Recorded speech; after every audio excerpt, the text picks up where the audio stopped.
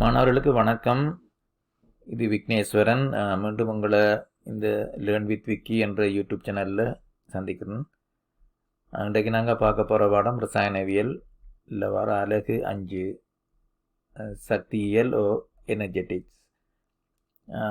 இப்போ இந்த சீரீஸில் வர 2வது வீடியோ இது, அதாவது யூனிட் 5ல் வர 2வது, அதான் 5/2 கொண்டு போட்டிருக்குது. இதில் முதலாவது வீடியோ 5/1 ஏற்கனவே இருக்குது. அப்போ நீங்கள் அதை வாட்ச் பண்ணிவிட்டு இந்த வீடியோவை பாருங்க. அதில் தான் கூட பேசிக்ஸ் சொல்லி இருக்குது. அந்த டாபிக்ஸ் வந்து இதுதான், அந்த enthalpy, entropy, Gibbs free energy, அதோட சம்மந்தப்பட்டு வர கணக்குகள். அதில் பேசிக்ஸ் வந்து அந்த முதலாவது வீடியோலாம் சொல்லியிருக்குது. இப்போ இந்த வீடியோவில் அதோட வர ப்ளஸ் நாங்கள் அந்த ஒரு என்னென்ன ஒரு கெமிக்கல் ரியாக்ஷனை ஸ்பான்டேனியஸாக அல்லது நான் ஸ்பான்டேனியஸாக அதை பார்க்குறது, அதாவது தன்னிச்சையாக, அதாவது சுயாதீனமாக நடக்குமா அல்லது சுயாதீனமற்ற தன்னிச்சையற்ற தாக்கமாண்ட என்னென்றதை பரிசீலிக்கிறதுன்றதை பற்றிய கணக்குகள்லாம் இதில் கூடுதலாக இருக்கும். அப்போ வாங்க முதலாவது கேள்விக்கு போவோம். அப்போ இதில் வர முதலாவது கேள்வி இங்கே இருக்குது, வாசித்து பாருங்க. அதுக்கு முதல்ல இப்போ உங்களுக்கு தெரியணும், இப்போ 4 விஷயங்களை கதைக்கிறாங்க. சாதகமானதுண்டு, சாதகமற்றதுண்டு, மற்றது தன்னிச்சையானது இன்னொன்று, மற்றது தன்னிச்சையற்றது. சரியோ? அதாவது ஃபேவரபிள், அன்ஃபேவரபிள், ஸ்பான்டேனியஸ் அண்ட் நான் ஸ்பான்டேனியஸ். இந்த ரசாயன செயல்முறைக்கு, அதாவது இந்த கெமிக்கல் ப்ரோசஸுக்கு இதுகள் ஒரு ப்ரோசஸை இப்படி நீங்கள் 4 விதமாக வகைப்படுத்தலாமன்னு வாட்சி பாருங்க. இப்போ இதில் என்ன கேட்குறாங்கண்டா, இப்போ இதில் ஒரு தந்திருக்கிறாங்க, ஒரு ரசாயன சமன்பாடு சமப்படுத்தப்பட்டிருக்குது. அதில் நியம வெப்ப உள்ளுறை மாற்றம், அது மாதிரி நியம என்ட்ரோபி சேஞ்ச் மாற்றம். சரியோ? அதில் முதல் கால்குலேட் பண்ணிவிட்டு பிறகு அதை வச்சு நீங்கள் எப்படி சொல்லுவீங்கன்றது, இந்த தாக்கம் எந்த திசையில் அது ட்ரைவ் பண்ணும், அதாவது எந்த திசையை நோக்கி நடக்கிறதுக்கு அதுகள் ஹெல்ப் பண்ணும், இந்த டெல்டா ஹெச்சும் டெல்டா எஸ்ஸும். அப்போ நீங்கள் அதில் உங்களுக்கு முந்தி செய்த மாதிரி தான் முதலாவது வீடியோவில் உங்களுக்கு இந்த ஃபார்மேஷன் சரியான நியம தோன்றல் வெப்ப உள்ளுறை மாற்றங்கள், இந்த N2க்கும் இங்கே இருக்குது, H2க்கு இருக்குது, NH3க்கும் இங்கே இருக்குது. சரிதோ? அதே மாதிரி இதுகள் அந்த என்ட்ரோப்பியும் தந்திருக்காங்க ஒன்றுக்கும், N2 H2 NH3. இப்போ இதுகளை வச்சு நீங்கள் முந்தி செய்த அதே மாதிரி தான் அந்த சேம் ஈக்குவேஷன் என்னது டெல்டா H RXN, அதாவது இது வந்து தாக்கத்துக்கானது, என்ன தாக்கத்துக்கான நியம வெப்ப உள்ளுறை மாற்றம். அது வந்து தெரியும் உங்களுக்கு, ப்ரொடக்ட் சைட்லேருந்து ரியாக்டன் சைட்டை கழிக்கணும் முன்னுக்கு. அதில் அதே நேரம் அதில் ஸ்டோக்கியோமெட்ரிக் கோஃபிஷியன்ட்டால் மல்டிப்ளை பண்ணணும் என்ன ஒன் டைம். இப்போ ஸோ பார்த்தீங்கன்னா இப்போ இதில் விளைவுகள் இருந்தால் ப்ரொடக்ட் தானே விளைவுகள் NH3. அப்போ அதுக்கு 2 இருக்குது, அப்போ 2ஆல் பெருக்கணும். NH3 எவ்வளவு, நீங்கள் ஹெச்சை தான் கதைக்கிறீங்க, டெல்டா ஹெச். சரியோ? அப்போ இந்த வேல்யூஸ் எடுக்கணும். அப்போ நெகட்டிவ் 46.11 அது இங்கே இருக்குது, கிலோஜூல் பெர் மோல், மைனஸ் இது பொதுவாக பாக்கெட்டில் சைட்டுக்கு பெரிய ப்ராக்கெட் ஒன்றுக்குள்ளே. சரிதானே? என்னென்ன வரும், அந்த முதலாவதுக்கு N2க்கு 1 தான் அதில் பீசமானம். அப்போ இது வந்து 0, அதுக்கு என்ன N2க்கு 0 தானே. இரண்டாவது பியூர் எலிமெண்ட் நேச்சுரல் ஸ்டேட்டில் இருக்கிறபடியா. அதே மாதிரி H2க்கும் அதில் பீசமானம் 3, ஆனால் அது HF டெல்டா HF வந்து 0 என்ன. இப்போ இதில் அப்படியே போயிடும். அது இப்போ மிஞ்சுறது 2 டைம்ஸ் 46.11, ஒன்றுக்கு நெகட்டிவ் இருக்குது, நெகட்டிவ் 92.22 கிலோஜூல் பெர் மோல். அப்போ டெல்டா H RXN, அதாவது தாக்கத்துக்கான டெல்டா H வந்து நெகட்டிவ் வேல்யூவாக இருந்ததுண்டா நாங்கள் சொல்லலாம் அந்த தாக்கம் வந்து சாதகமாக இருக்குதுண்டு. சரி, நெகட்டிவில் இருந்ததுண்டா அந்த தாக்கம் சாதகமாக இருக்குது, ஃபேவரபுளாக இருக்குது. சரிதானே? அப்போ அதில் சொல்லியாச்சு. இப்போ அடுத்தது டெல்டா எஸ் பார்ப்போம், அடுத்த ஸ்லைடில் காட்டியிருக்குது. இப்போ டெல்டா எஸ்ஸை நீங்கள் செய்யக்குள்ள அதே மாதிரி தான் நான் முதலாவது வீடியோவில் சொன்ன மாதிரி இது state functions delta H delta S எல்லாம் ஸ்டேட் ஃபங்க்ஷனோடைய அதே ஃபார்முலா எழுதலாம் நீங்கள் என்ன ப்ராடக்ட் மைனஸ் ரியாக்டன்ஸ் அதில் பிசமான குணங்களால் மல்டிப்ளை பண்ணி இப்போ அதே மாதிரி இப்போ இது வந்து நீங்கள் டெல்டா எஸ்ஸுக்குரிய வேல்யூவை இதுக்குள்ளே போடுவோம் இதுக்கு 192.45 இதுக்கு 191.61 130.68 அந்த ரெண்டாவது தந்திருக்கிறதுல இந்த 191 130 192.45 இப்போ இதெல்லாம் போட்டு நீங்கள் இதை சுருக்கி எடுத்தீங்கன்னா உங்களோட ஆன்சர் டெல்டா எஸ்ஆர்எக்ஸ்என் அதாவது நியம என்ட்ரோபி மாற்றம் வந்து தாக்கத்துக்கானது தான் ஆர்எக்ஸ்என் போட்டிருக்குது இல்லை வந்து நெகட்டிவ் 198.75 யூனிட்டை கவனிக்கணும் joule per kelvin per mole வரும் என்ன அப்போ இதுக்கும் நெகட்டிவ்லான்னு வருது டெல்டா எஸ்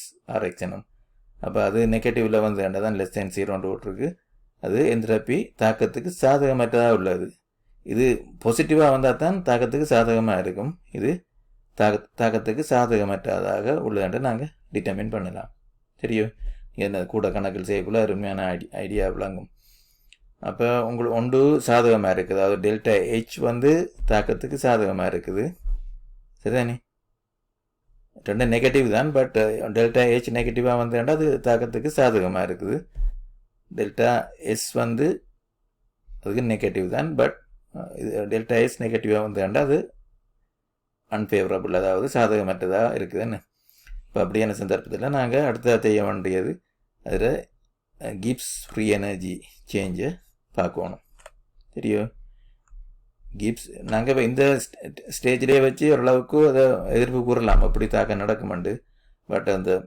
வடிவாத மேக் ஷுவர் பண்ணுறதுக்கு இப்போ டெல்டா ஜிஆர்எக்ஸ்னை கால்குலேட் பண்ணுறோம் இப்போ பண்ணக்குள்ளே நடக்கும் இப்போ இது நான் ஏற்கனவே கண்டது டெல்டா ஹெச் ஆர்எக்ஸ்என் -92.22 மற்றது டெம்பரேச்சர் இது உங்களுக்கு 25 டிகிரி செல்சியஸ் ஏன்டா நியம அதாவது ஸ்டாண்டர்ட் கண்டிஷனில் நடக்கிறபடியா நீங்கள் 25 டிகிரி செல்சியஸ் ப்ளஸ் 273.15 கெல்வினுக்கு மாற்றுறதுக்கு பார்த்தீங்கன்னா 298.15 கெல்வின் ரெண்டு பேரும் இங்கே அதில் டெல்டா எஸ்ஸுக்குரியது negative 198.75 joule per kelvin per mole அதை நீங்கள் இப்போ இது வந்து கிலோ ஜூல் per மோலில் இருக்குது இதை நீங்கள் ஜூலில் இருக்கிறத கிலோ ஜூலுக்கு மாற்றுறதுக்கு இந்த கன்வர்ஷனை போடணும் என்ன 1000 ஜூல்ஸ் 1 kg நீங்கள் கவனிக்கணும் இந்த கேன்றது கன்வியூஸ் பண்ணக்கூடாது இது வந்து கெல்வின் கேபிட்டல் கே இதுவும் கேபிட்டல் கே இது ரெண்டும் டெம்பரேச்சருக்குரிய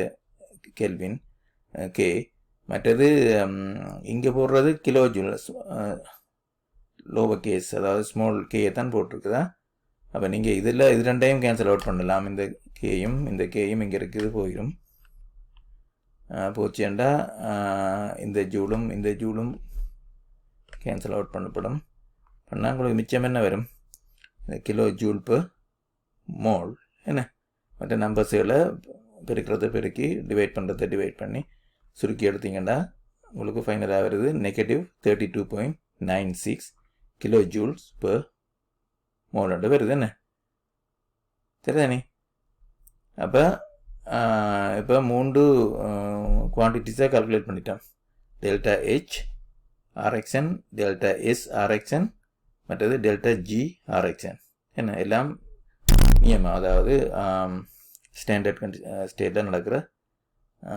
இருக்கிற வேல்யூஸ் என்ன இப்போ இதை வச்சு நீங்கள் கிளியராக சொல்லலாம் இதில் என்ன உங்களோட வளநூல் போனீங்கன்னா இங்கே இருக்குது வளநூல் பேஜ் 66 இது உங்களோட வெரி லாஸ்ட் பேஜ் உங்களோட அந்த சாப்டரில் அதில் போய் பார்த்தீங்கன்னா தெரியும் அதில் தந்திருக்கிறாங்க கிளியராக ஒரு தாக்கம் சுயமாக நடக்கிறண்டா அதில் டெல்டா ஜிஆர்எக்ஸ்என் நெகட்டிவாக இருக்கணும் இங்கே இருக்கிற மாதிரி சுயமாக நிகழாத தாக்கம் அதாவது இப்படி இல்லை சுயமாக நடக்காட்டி நான்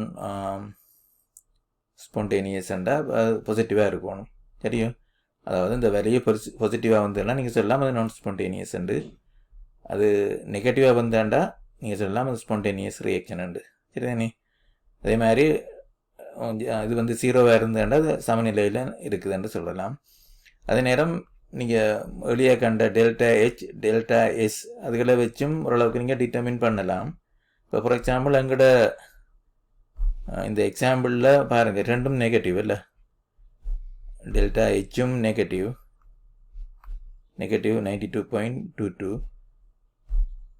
டெல்டா எஸ்ஸும் நெகட்டிவ் 198.75 சரிதானே. ஆனால் டெம்பரேச்சர் நடக்கிறது 25 டிகிரிஸ், அது லோ டெம்பரேச்சர் என்ன. அப்போ அதுதான் இங்கே போட்டிருக்குறாங்க அந்த சம்மரி டேபிளில் பாருங்கள். இந்த மூன்றாவது டெல்டா ஹெச் நெகட்டிவ், டெல்டா எஸ்ஸும் நெகட்டிவ்.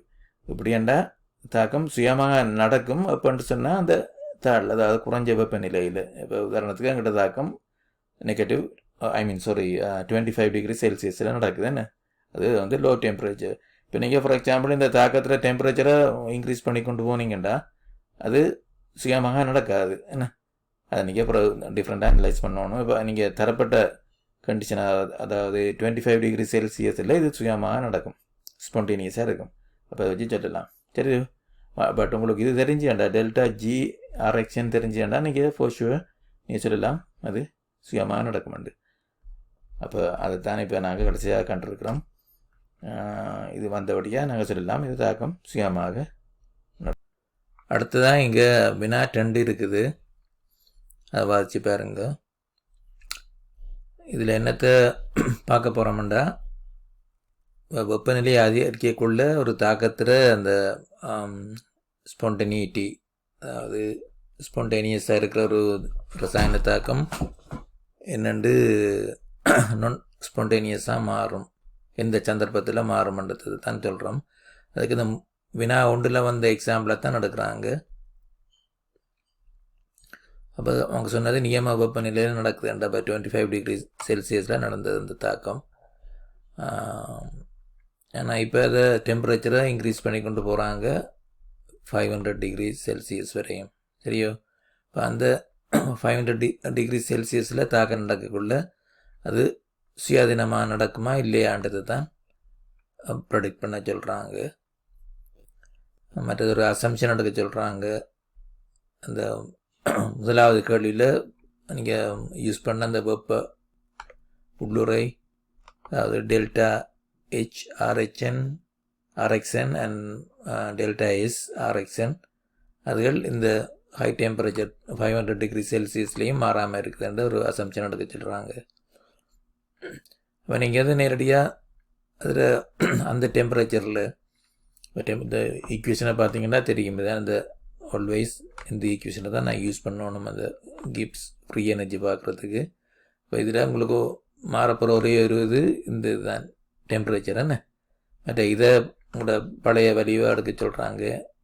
ஹெச்ஆர்எக்ஸனும் இந்த மாதிரி எஸ்ஆர்எக்ஸனையும் அந்த யூஸ் பண்ணது உண்மையாக அது மாறுபடும். இப்போ வெப்பநிலையை கூட்டி கொண்டு போகக்குள்ள அந்த இந்த வேல்யூஸ் எல்லாம் மாறும். என்ன ஹெச்சும் எஸ்ஸும்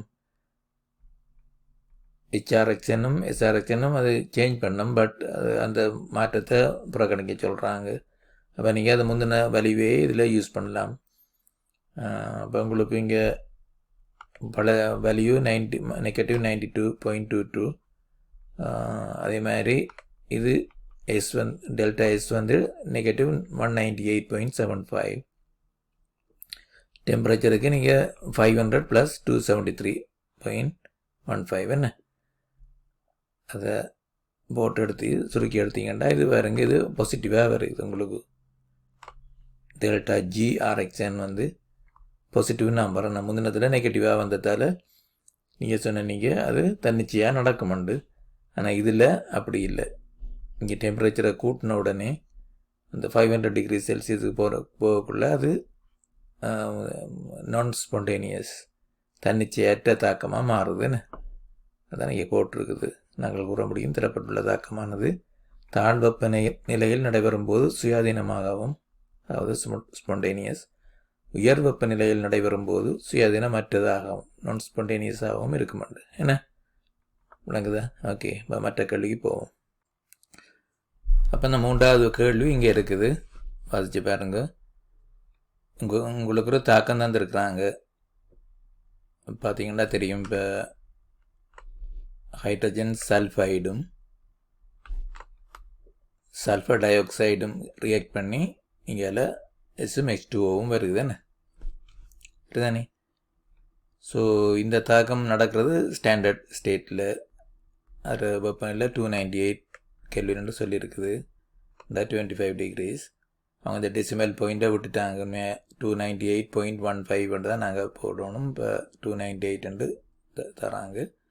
மற்றது இது -145 ஆம். அதில் வெப்ப உள்ளுறை மாற்றம் சரியானே தாக்கத்திற்கானண்டா ΔH RXN என்ன அது -145 kJ/mol.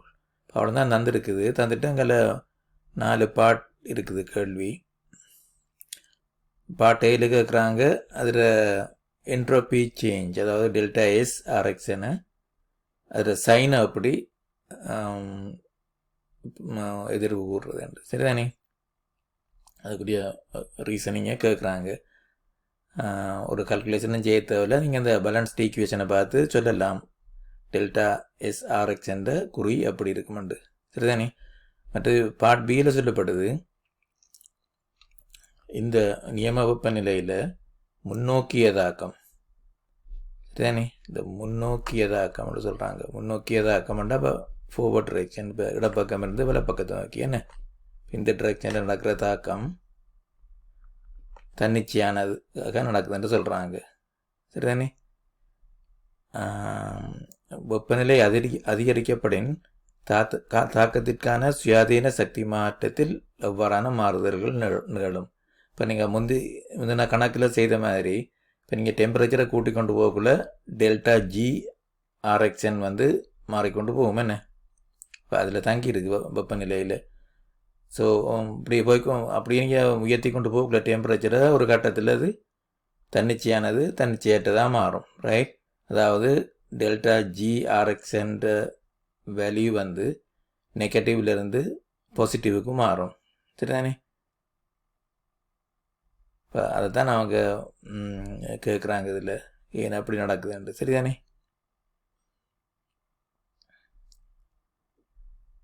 பார்ட் சியில் கேட்குறாங்க.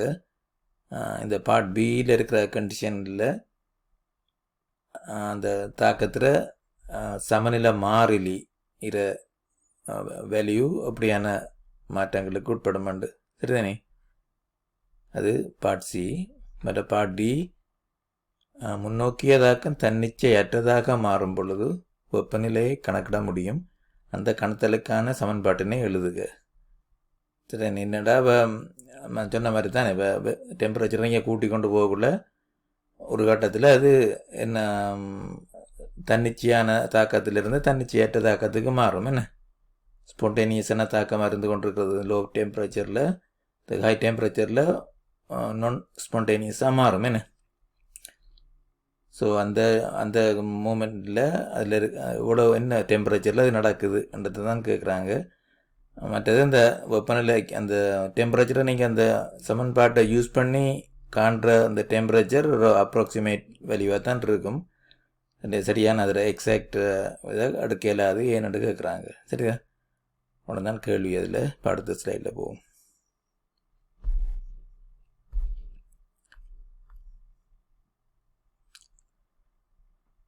இப்போ உங்களுக்கு தெரிய வேணும், இப்போ இதை நீங்கள் உங்களோட இந்த வளநூல் புத்தகம் உங்களோட ரிசோர்ஸ் புக் பேஜ் 63 எக்ஸ்பிளைன் பண்ணியிருக்கிறாங்க சரிதானே. என்னென்ன சொல்கிறாங்க, இந்த தாக்கத்தில் தாக்கிகள் விளைவுகளாக மாற்றப்படும் போது மொத்த வாயு மூல்களின் எண்ணிக்கை குறைவடைகின்றது. ஒவ்வொரு மூல் தாக்கத்திலும் 3 மூல் வாயுக்கள் 2 மூல் வாயுக்களாக மாற்றமடைகிறது.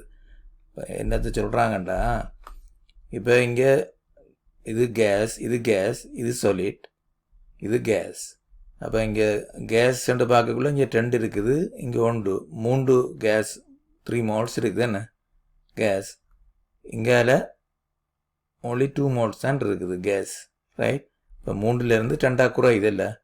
அப்போ மூல் எண்ணிக்கை குறைஞ்சிதண்டா அது நெகட்டிவ்.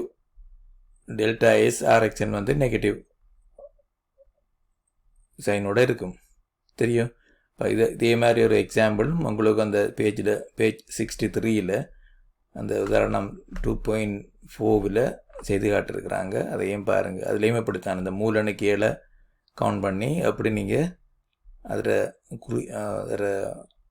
குறிய எப்படி இருக்குமென்றதை நீங்கள் சொல்லலாம். சரி, இப்போ இந்த எங்களுக்கு தந்த கேள்வியில் இது வந்து நெகட்டிவாக இருக்கும். ஏனென்றால் 3லிருந்து 2க்கு மாறுது என்ன. சரி, பார்ட் பியில் கேட்குறாங்க, அது முன்னோக்கியதாக்கம் தன்னிச்சையாக நடக்குதுன்னு சொல்லப்படுது என்ன.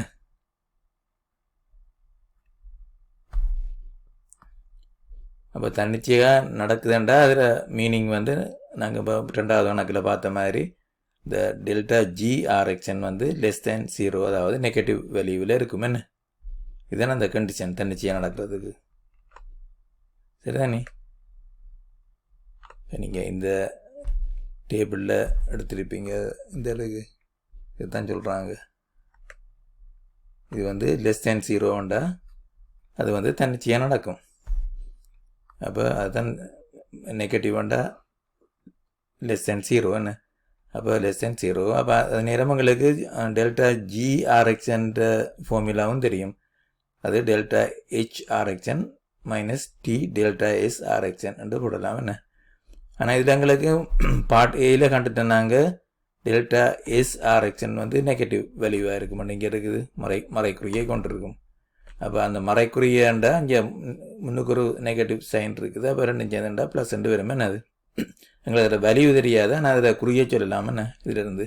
இப்போ குறிங்க -145 இந்த டெல்டா HRxn அது தந்துருக்குறாங்க, கணக்கில் தந்துருக்குது. -145 Rxn உண்டு. ப்ளஸ் இது மைனஸும் இந்த மைனஸும் சேர்ந்துண்டா ப்ளஸ் T டெல்டா SRxn <0. சரியோ. இப்போ நீங்கள் என்ன நடக்குதுன்னா இப்போ டெம்பரேச்சரை இன்க்ரீஸ் பண்ணுறீங்க. சரியானே. டெம்பரேச்சரை கூட்டி கொண்டு போகக்குள்ள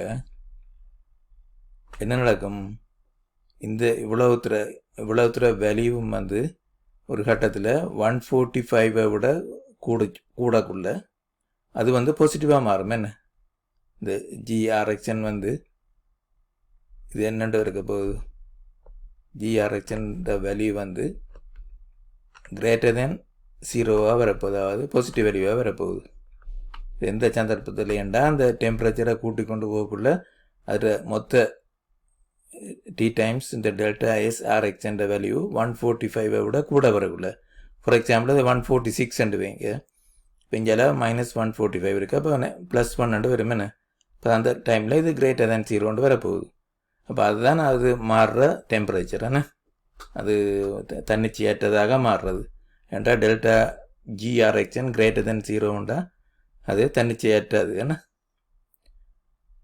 அதுதான் இங்கே கீழே காட்டியிருக்குது. வெப்பநிலை உயர்த்தி கொண்டு போகும்போது ஒரு கட்டத்தில் அந்த மொத்த value T times delta SRxn பிரமாணம் +145 விட அதிகரிக்கும்.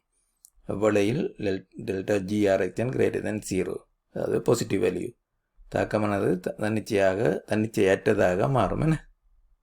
சரியா விளங்குது அந்த கனெக்ஷன்.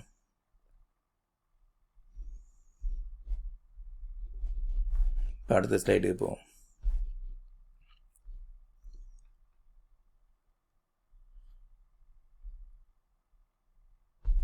பார்ட் சியில் இருக்கிறாங்க. இந்த பார்ட் பியில் நடக்கிற கண்டிஷனில் அதில் ஈக்குவலிபிரியம் கான்ஸ்டன்ட் எப்படி இருக்குன்றது தான் கேள்வியோ, என்ன மாற்றங்களுக்கு உள்ளாகமென்றது உங்களுக்கு தெரிய வேணும். இப்போ முன்னோக்கியதாக்கமெண்டா அது தெரியுமா எங்களுக்கு. இப்போ டெல்டா GRxn வந்து <0. சரிதானே. அது <0. அப்போ இந்த value negative T times delta SRxn வந்து 145 விட குறைவாக இருக்கணும் என்ன. சரிதானே. இப்போ உண்மையில் என்னென்னு சொல்லுங்க, இது இப்போ டெல்டா SRxn நெகட்டிவாக இருந்தால் அது பாசிட்டிவ் வேல்யூ கொண்டு வரும். இப்போ உதாரணத்துக்கு 144 இருக்கக்குள்ள அது ஸ்டில் அது இது என்ன தன்னிச்சையான தாக்கமாக தான் இருக்கும். வேண்டாது 145 விட குறைவு என்ன. 145 ஏனெண்டா இங்கே இருக்கிற 145 இது 144 வந்தாலும் ஸ்டில் அது -1 வரும் என்ன. -145 + 144. அப்போ அந்த கண்டிஷனில் அது ஸ்டில் இதாக தான் இருக்கும் ஸ்பான்டேனியஸாக. ஆனால் அது அந்த நேரத்தில் இப்போ கேசியோட வேல்யூ கிரேட்டர் தேன் 1 இருக்கும். ஏன்னா அது ஃபார்வர்ட் டிரெக்ஷனுக்கு ஃபேவரபுளாக இருக்குது இல்லையா, ஃபார்வர்ட் டிரெக்ஷனுக்கு ஃபேவரபுளாக இருக்குது அந்த தன்னிச்சையாக நடக்கக்குள்ள. அப்போ கூட ப்ராடக்ட்ஸ் தான் அதில் விளைவாக வரும். அதில் இப்போ மாறி நடக்கக்குள்ள ப்ராடக்ட் வந்து குறைய தொடங்கும். நெஞ்சால் இது தாக்கிடுற அமௌண்ட் தான் கூட போகுது. அப்போ அது தன்னிச்சையாக இப்போ ஃபார்வர்ட் டிரெக்ஷன் தன்னிச்சையாக நடக்கும் வரையும் அது விளைவுகளுக்கு சாதகமாக தான் தாக்கம் இருக்கும். ஸோ அப்படியான சந்தர்ப்பத்தில் இது வந்து கிரேட்டர் தேன் 1 இருக்கும். ஈக்குவல்பிரியம் கான்ஸ்டன்ட் சமநிலை மாறிலி கிரேட்டர் தேன் 1. சரிதானே? இப்போ அடுத்த கண்டிஷன் சமநிலைண்டா உங்களுக்கு தெரியும், அந்த இது 0 இல்லையா, டெல்டா ஜி ஆர்எக்ஷன் அது வந்து 0. அப்போ அப்படி போட்டிங்கன்னா அதை சேம் ஃபார்முலா போட்டு 145. அதில் மீனிங் என்னண்டா, இப்போ நீங்கள் இந்த இதில் இந்த இதில் சரியாக இது 145 வந்துடா, அந்த டி டெல்டா எஸ் ஆர்எக்ஷன் 145 145 0 வரப்போகுதுன்னு. அப்போ சரியாக அந்த டெம்பரேச்சரில் அது மாற தொடங்கும். என்னத்துக்கு? தன்னிச்சையற்றதான தாக்கத்துக்கு. இப்போ அந்த டைமில் தாக்கம் சமநிலையில் இருக்கும். அப்போ கேசி வந்து 1 இருக்கும். சரிதானே? இந்த கனெக்ஷனில் அப்படியா விளங்குங்க. இது லெஸ் தேன் 0க்கு இது கிரேட்டர் தேன் 0 வருது. இது ஈக்குவல் டு 0க்கு இது ஈக்குவல் டு 1. மற்றது பின்னோக்கிய தாக்கம், அதாவது பேக்வேர்ட் ரியாக்ஷன். இப்போ தாக்கம் இப்போ இஞ்சாத வலம்பிருந்து இடமா இந்த திசையில் நடக்கக்குள்ள விளைவுகள் குறைய தொடங்கும். அதே நேரம் கூட அந்த தாக்கிகள் ரியாக்டன்ஸில் அமௌண்ட் வந்து கூட தொடங்கும். என்ன சரிதானே? கிரேட்டர் தேன் 0 இருக்கக்குள்ள அப்படி தான் நடக்க போகுது. இப்போ அது என்ன நடக்குதுன்னா 145 விட பெருசாக வருது அந்த வேல்யூ. அப்போ உதாரணத்துக்கு இந்த எங்களோட எக்ஸாம்பிளில் ஒரு 146 என்று வெல்லுவோம். இது 146 வருது இந்த டி டைம்ஸ் டெல்டா எஸ் ஆர்எக்ஷன். இப்போ 146 மைனஸ் 145 1 என்ன, அது வந்து கிரேட்டர் தேன் 0. அந்த டைமில் இது தாக்கம் மற்ற பக்கம் நோக்கி நடக்க தொடங்கும். சரிதானே? அதுதான் இங்கே போட்டிருக்குது. இது கிரேட்டர் தேன் 0, அது லெஸ் தேன் 0. இது ஈக்குவலண்டா இதுக்கும் ஈக்குவல். இது லெஸ் தேன் 0, இது கிரேட்டர் தேன் 0. சரிதானே? ஈஸியாக ஞாபகப்படுத்தி வச்சுக்கொள்ளலாம். இப்போ மற்றது பார்ட் டிக்கு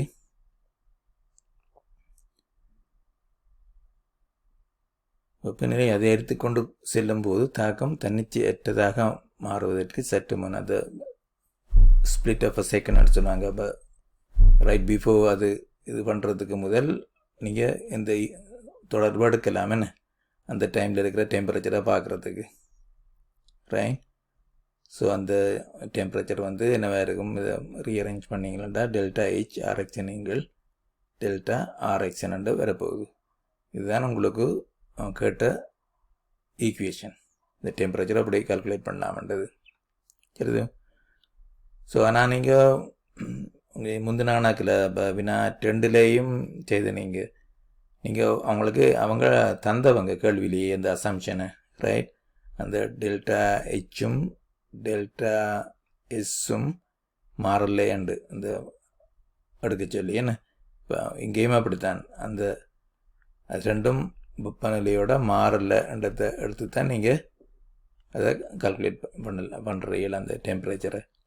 அது மேலே மாற்றம் இருக்கும் டெம்பரேச்சர் மாறக்குள்ள. இது உண்மையாக உங்களுக்கு தந்த டெல்டா ஹெச்சோ டெல்டா எஸ்ஸோ அது நியம வெப்பநிலையில் நடக்கிறதானே 8800 போட்டிருக்குதானே. இப்போ அதைத்தான் நீங்கள் இதில் போட்டு இந்த டெம்பரேச்சர் எடுக்கிறீர்கள். சரியோ? இந்த நீங்கள் எடுக்கிற டெம்பரேச்சர் வந்து இந்த ஹை டெம்பரேச்சரில் தான் எடுக்கிறீங்க. இந்த அதாவது வெப்பநிலையை கூட்டி கொண்டு போகக்குள்ள ஒரு கட்டத்தில் அது தாக்கம் மற்ற மாதிரி நடக்க தொடங்கும். அப்போ அதுக்கு ஒரு ஈக்குவேஷன் தான் இது. சரிதானே? அவ்வளோதான் இந்த ஸ்லைடில். இந்த வீடியோவில் நீ அடுத்த வாக்குகளில் கூட கணக்கில் செய்வோம். என்ன? ஓகே, பாய்.